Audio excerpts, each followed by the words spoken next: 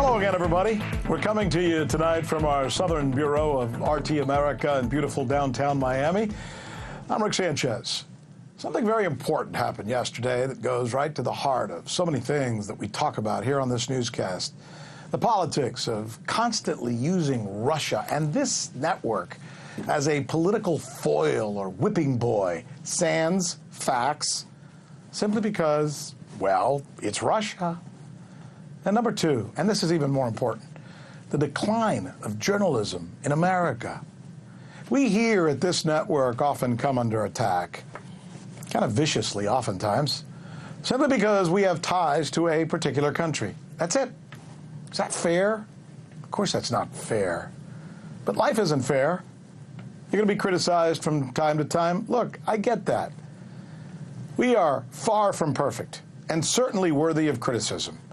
But there comes a time when you just have to say, you know what? Enough is enough, damn it. This weekend, the New York Times wrote a malicious hit piece about us, which had an impact on, frankly, me personally, because I've always kind of admired the New York Times. Here's the headline. Your 5G phone won't hurt you, but Russia wants you to think otherwise, referring to our coverage here at Our T. The headline is completely biased and wrong because A, we didn't do stories on just 5G phones, and B, I have no earthly clue what the hell Russia wants or doesn't want. Let me explain to you what happened. As you know, we've been doing a series of stories here on the news with Rick Sanchez, where we've looked on into the advent of 5G technology because of safety concerns that have been raised, by the way, not by us, but by other people. Here's a sample of the coverage that they're criticizing. All the effects that I just listed, those are some of the effects that are known according to the technology that's being seen today. So, what happens when we roll out the next technology, 5G?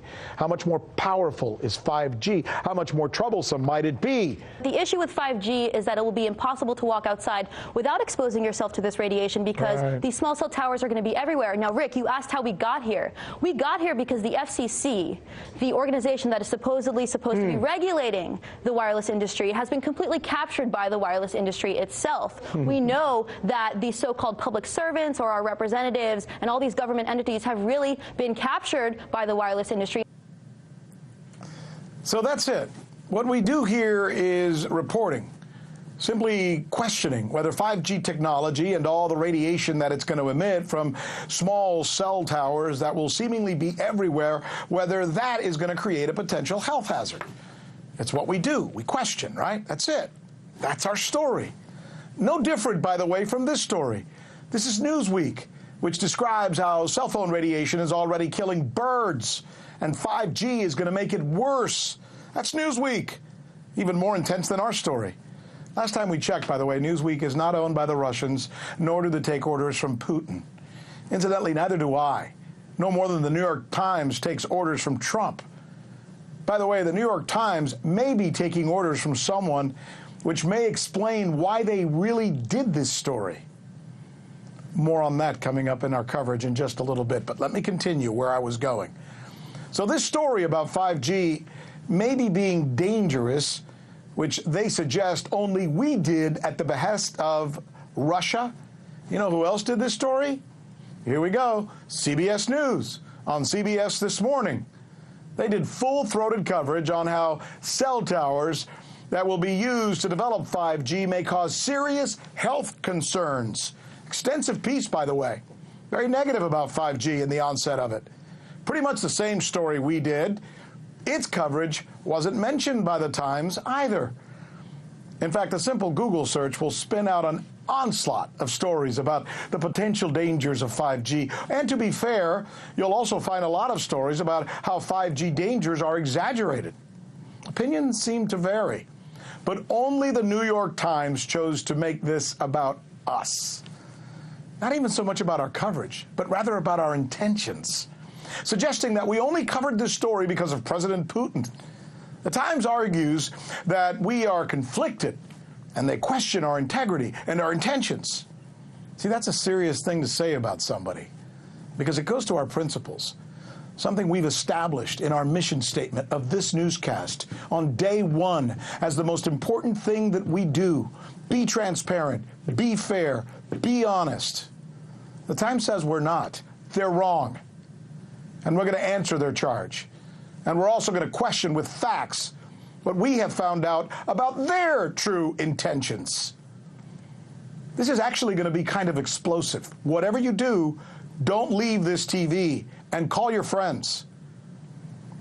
This is the news with Rick Sanchez. Believing it's time to do news again. It's not just a slogan. It's what we do. We're going to begin tonight with a response to the New York Times. Their story seems to suggest that this newscast covered the 5G story for some nefarious reason. We will answer that charge honestly and transparently. The Times also argues in its story, which seems at times to resemble more of a commercial than a news report, that 5G is perfectly safe, and that all the evidence is in, and that anyone who questions it is wrong to do so. We're going to take that up as well. But we're going to begin with something which may explain why the Times is so blatantly pro-5G. RT correspondent Dan Cohen has discovered what appears to be ties between Verizon, one of the companies that stands to gain the most from 5G technology, and the New York Times. This is a story you will want to watch and share with others. Here's Dan's report. Conflict of interest might be an understatement for the New York Times and its relationship with the telecom giant Verizon. The Times does advertisements for Verizon. Take a look at this one, paid for and posted by Verizon. But that's just the tip of the iceberg. This January, with Verizon's support, we're launching a new journalism 5G lab at the Times. Now, this lab's going to be based in our main newsroom, and it'll work very closely with Times journalists in New York City, across America, and around the world. It'll partner with Verizon's Open Innovation Group and get early access to 5G technology and equipment.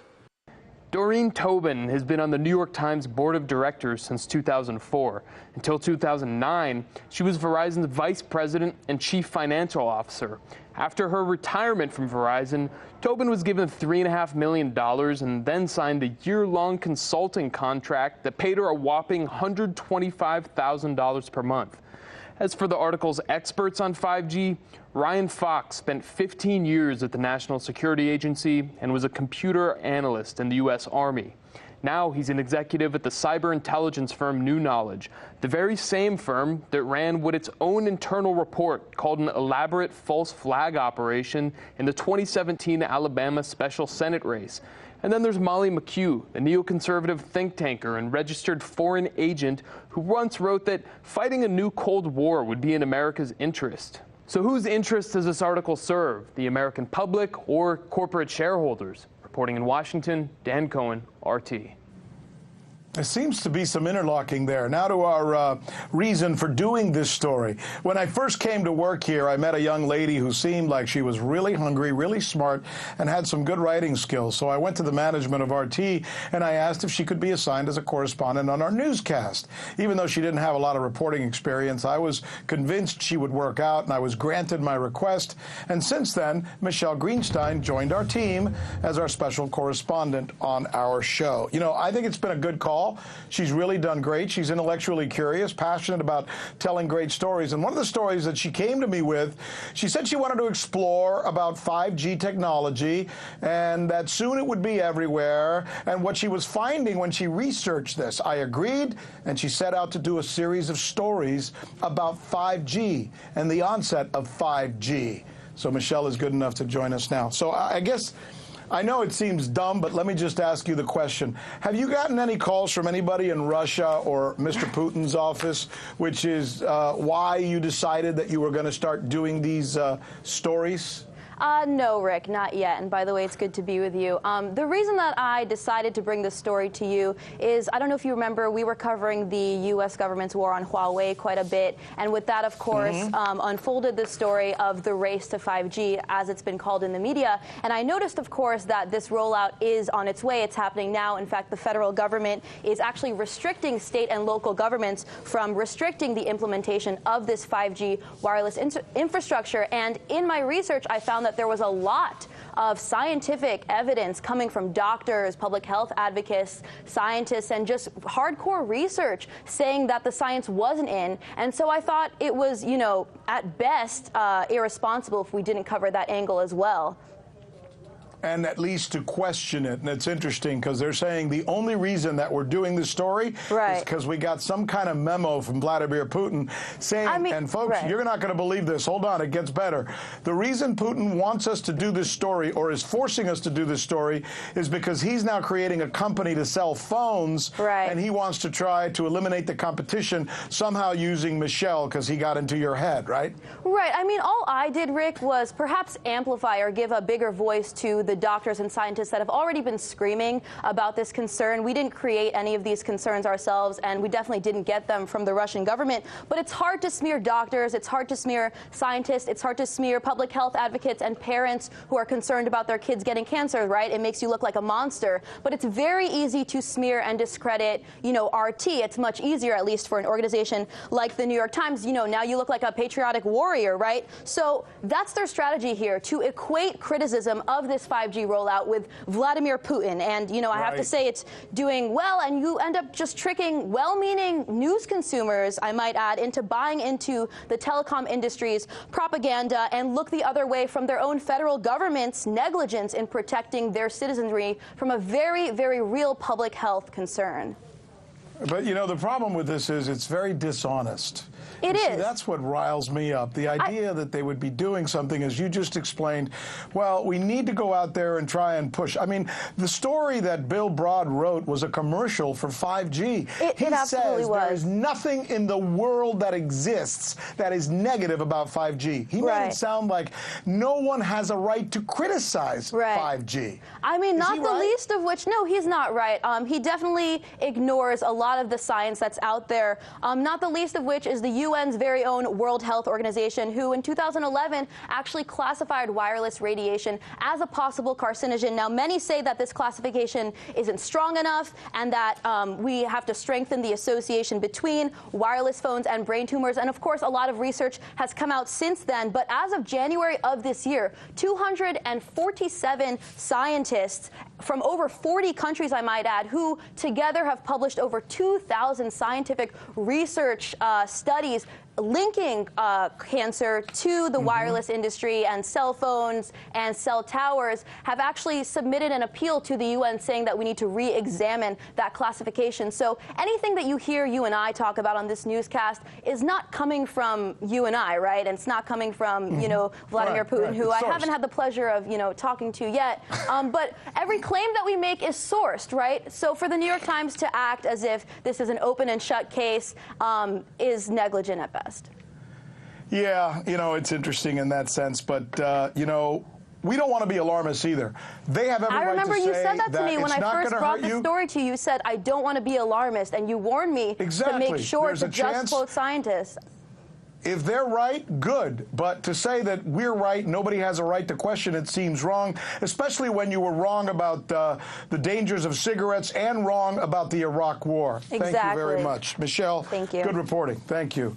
As you might expect, we have reached out to the New York Times, and more specifically to reporter Bill Broad, to come on with us today. Here's what we got back just this afternoon from the New York Times. They have declined the offer to explain their point of view. Thanks for reaching out. Bill is unavailable for this request. All best. Joining us now is Chris Chambers, who is a professor of journalism at Georgetown University.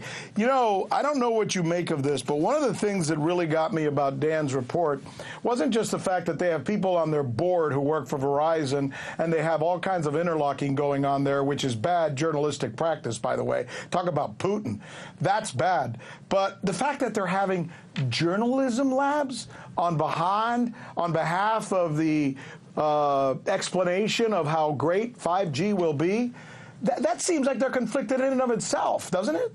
Oh, yeah. I mean, Rick, it's bizarre. To the point, I literally have used that word for the first time in a month, bizarre, about this piece. I mean, Rick, if this had been an op-ed, then, I guess people would just let it fly over their heads. It'd be like, here's your so-called proof, here's my proof, whatever. But this is by Bill Broad, who by reputation is, one of their top science reporters. I mean, this man has won Pulitzers. And I'm trying to figure out, what is going on here? Is it a direct attack on Russia, or is Russia the boogeyman, the distraction for, what is you're right, a commercial for the telecom industry? Because let's face it, there is, we're entering the realm now with 5G. This is the after effect of these same telecom companies destroying net neutrality. So, it's all part of a market thrust here, and the Times, unfortunately, seems to be caught up in this. It's funny you use that word, market, because I was thinking about that this afternoon as I was putting together this newscast, writing about this. I started thinking about how far we've come, when in actuality, countries that have state-controlled networks or journalism entities may actually be less conflicted these days than companies that work in countries where there's a lot of big companies owning most of them and very few advertisers. So they're beholden so much to those advertisers. With all due respect to Bill Broad, who I'm sure is a nice guy, he's got to write this piece or they're going to fire him, it seems. They have to create that relationship with Verizon or they're out of money. Well, yeah, I mean, here's the thing.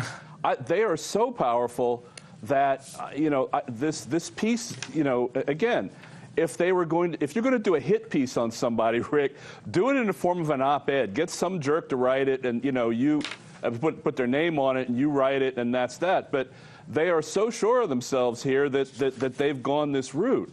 Now, what you said about government, we have an FCC, but we have an FCC chair who used to work for Verizon, who effectively murdered net neutrality, and is not talking about some of the other issues with 5G. You have people in rural areas in America and in the inner city that are still slumping along on 3G with no Wi-Fi. So, I mean, there are some things that people can talk about that the Times could maybe go into, but they don't. So, it's we have a government that's supposed to be, in the form of the FCC, regulating in the public interest. They seem to be, chugging along like the Times, which is supposed to be a watchdog as well. Yeah, and that's, I don't know if you agree with me on this, and I said it earlier. When I got a call last week from Bill Broad, and he wanted a quote, and he did quote me, by the way. It was at the very end of the article, and it wasn't really, he didn't really ask about the Putin thing, which I wish he had, but I was also very busy, and I was going on the air when I talked to him. I was happy that the New York Times had talked to me. I am still proud to say that I've always believed the New York Times is one of the greatest newspapers in the world. That's why I am so personally teed off by this. This seems like a betrayal to me of my own principles, watching what's happened to this great newspaper. Well, I agree. I mean, you can always say, well, everybody's entitled to a mistake or a miscue. Yeah, that's true. But at the same time, we have to really dig deep into see what their business model is with 5G, what their relationships are with these giant telecoms. And quite frankly, Rick, I'm sure maybe in their newsroom there's some dissent. There's still people that work for the Times that are sore and upset about net neutrality. So so there might be some people on the other side we haven't heard from. But I mean, I feel for you, and and I understand. This is something that needs to be looked at and debated, and we'll see what happens. Chris Chambers, journalism professor, Georgetown University. Thank you, Professor, for taking time to taking us through this perplexing situation on this day. I'm Rick Sanchez. You found us on YouTube, and that's awesome. But you know what? I'm also live every night at 7 and 8 p.m. Eastern on DirecTV and Dish and cable and satellite, the RT app, and Pluto TV. I'll see you there.